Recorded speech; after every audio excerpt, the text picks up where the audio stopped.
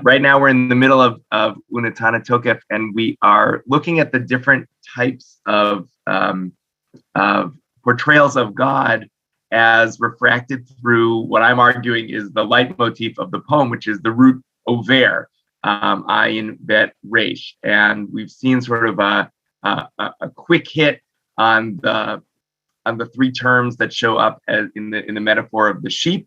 We're passing before God as sheep under the staff. God is counting us. Each of those led to different biblical texts, or to one text in the Mishnah and other biblical texts that give different pictures of God. One is God reviewing the soldiers or the sheep, in which you don't really stand out and everybody looks like the other person. And it's a sort of scary military review. Then we have the moment where God is castigating the corrupt shepherds and is stepping in to be the moral shepherd. And so the day of judgment is for those who are neglecting their responsibilities as a leader. Then yesterday we saw a couple of images that take us to different places. One was the image from Vayikra, in which God turns out to command us not to distinguish between good and bad when making a sheep Kodesh Lashem, making a sheep set aside to be holy or consecrated, which brings in the potential that sometimes things happen because of randomness and not because of anybody's behavior, which is some of the experience and some of the angst around who shall live and who shall die. So that sort of piece of the picture of how things are chosen. And then we saw that beautiful image from Yirmiyahu of the future, in which the voice of the bride and the bridegroom will come back to a desolate land, and the other voice that sort of indicates redemption is the voice of sheep that have returned to their land and the shepherds who are guiding them there. So a lot of images that sort of connect to the word over as specifically related to sheep. Today we're going to move a little bit away from the sheep imagery. And still looking at the word over, and just look at a couple other places it shows up in the poem. So you'll remember that the word over actually doesn't show up until this first terror scene that we looked at on Monday concludes. That's the first page of the poem, where everybody is afraid of the day of judgment, including the angels. But then we get the images that we've been looking at the top of page 2. That's the first 3 times that over shows up. Now, the word over we've been using, and translated here by Joel Hoffman as to pass, but we know also that over has other resonances, just the root itself, besides for other allusions, specifically related to high holidays. You know, when you're over on something, you are transgressing, you're passing over the line. So there's also, I think, some play that's being worked out here on, you know, what does it mean to, in Yom Kippur, we pray, im ha'avaryanim, with those who are transgressors, with those who have crossed the line, as it were, passed over something forbidden. So it's sort of a rich word.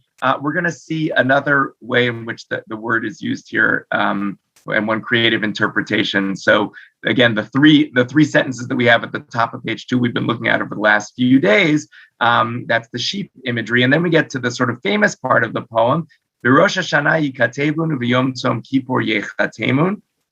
On Rosh Hashanah, it is written, meaning our fate is written, and on Yom Kippur, it's sealed. That's drawing on this idea that for Beinonim, for the people who are neither fully righteous nor fully wicked, your sentence is suspended from Rosh Hashanah to Yom Kippur, and it's only sealed on Yom Kippur. And so this is sort of meant to both give us a sense of dread, but also a sense of possibility that Rosh Hashanah, which this poem originated in, is the beginning of something and not the end of something. So you have the ability to change your fate during the 10 days of Rosh Hashanah to Yom Kippur. Then we get the list that leads into who shall live and who shall die. But it starts off with this question, Kama ya'avrun v'chama yibareun. How many shall ya'avrun? There we see our root again. How many shall pass on is usually how it's translated. That is to say, how many shall die, shall pass over away from life. V'chama yibareun, and how many shall be created. So these seem to be opposites. Although, sort of interestingly, in the couplets that follow, mi yichyeh u'mi yamut, the positive term comes first. So who shall live and who shall die? Who shall live is the positive term. Mi bekitzo, who at the end of their days, i.e. the right amount of time to live. Umi lo bekitzo, and who before their end of days. So the positive term comes first, and then the negative term. Then you get a series of, who by this type of dying and who by that type of dying, which you could actually try to taxonomize, and actually different manuscripts have them in different orders. But what I want to focus on is, what if you looked at the question, Kama ya'avrun v'chama yibareun, not as who shall die, who shall pass on, and who shall be created, but another understanding of the root avar is from the word ubar, which is a fetus. That is to say, we also have this in the coming year. It's going to be a leap year, and how you say a leap year in Hebrew also uses the word the root avar. That is to say, that's when you intercalate the year. English translation that doesn't work for anybody who doesn't know the Hebrew, right? So when you add a month, that's also using the root avar. So one scholar has suggested, it's not kama ya'avrun, how many shall pass on, but kama ya'avrun, how many shall be formed as a fetus. And kama yibareun is the next step in the formation of life. So how many ubarim, how many ubars will there be? How many fetuses will be? How many will make it to that stage of creation? How many will ultimately be created? That is to say, to actually make it past that stage and be born. Mi yichyeh, who will live, in rabbinic understanding, the first 30 days of the baby was very fraught. And so who will live, who will make it past the stage in which you actually are alive, and then finally who shall die. So it might be that who shall live and who shall die sort of applies to everybody, and it's sort of like all of our fates are either going to be life or death. But it also could describe a process in which you're really talking about creation as the main sort of object here, and how many will have how many babies will be formed and born, which is of course Hayom Harat Olam, the imagery of Rosh Hashanah as the beginning of something, as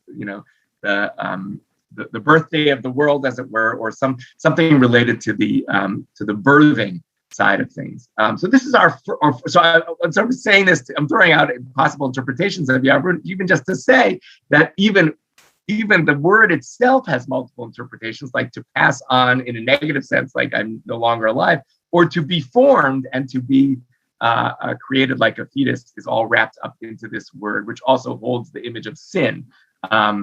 Avaryanim. Okay, so we've seen 1, 2, 3, 4 versions of this word. The next time the word shows up after all the who by this and who by that is in the line that we started with on Tuesday, Uchuba Tfila Tzedakah Ma'avirin et Ro'ah Gzerah. Now we see the word Ma'avirin and it's sticking out like red flashing lights. Oh, this is the 5th time we've heard this term. And so, it's guiding us to think about the different images that we experience in the poem, both of God and what it means to over something. I want to look at the next one with you, which is in the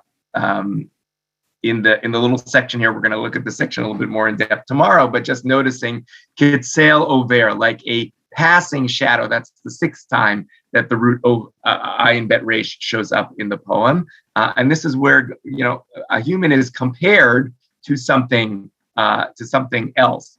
So Kitzel over, all the images here seem to be basically images of fleeting, right? Kichatzir yavesh, like withered grass. Tzitz novel, like a faded blossom. Kitzel over, like a passing shadow.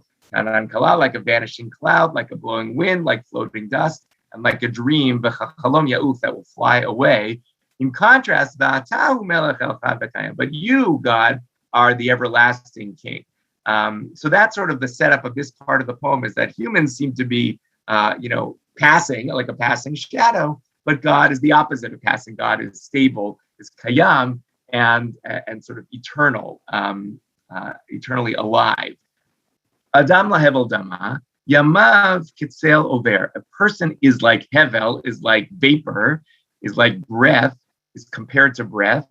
Yamav kitzel over. His days are like a passing shadow. So this just sort of reinforces the idea that that humans are vanishing, that it's a non-permanent existence here. But notice how the psalm plays out after stating this about people.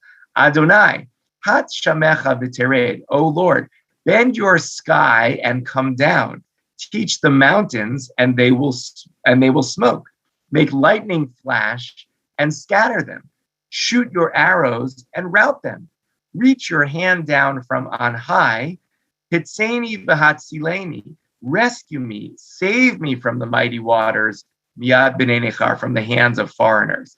Okay, so you have this scene in the psalm, in the psalmist, that the psalmist is painting here of, on the one hand, people are fleeting and like vapor and like a passing shadow, and therefore you sort of, the logical conclusion of that is there's not much value in what it means to be a human. Like, it doesn't really matter what happens. You're a breath that's floating away, and your life has no consequence. But the psalmist actually rejects that notion immediately and asks God to basically bend the rules of nature, like to come down from the sky and smoke up the mountains and flash lightning in order to disperse my enemies and rescue me from the mighty waters, which might be sort of literal or figurative, from those who are trying to destroy me. So I think part of what I'm taking from Kitzel Over, yes, we're like a passing shadow, but that doesn't mean that our lives are worthless, or that we don't even ask God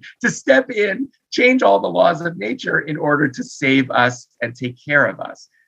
So there's sort of a tension in the poem, and this is generally true about human existence, of my life is worthless, and in the span of humanity, I'm nothing, and at the same time, I am ultimately valuable, and I'm worthy of God stepping in and saving me and doing something to rescue me because of the value of my life. So I think part of what I'm trying to bring here is the idea of Kitzel Over, like a passing shadow, is not a defeatist view of humanity in which everybody is worth nothing and we're useless compared to God, but rather, even though we are mortal, we deserve to be protected and saved and rescued by God, and that's sort of the wish of the psalmist here as well.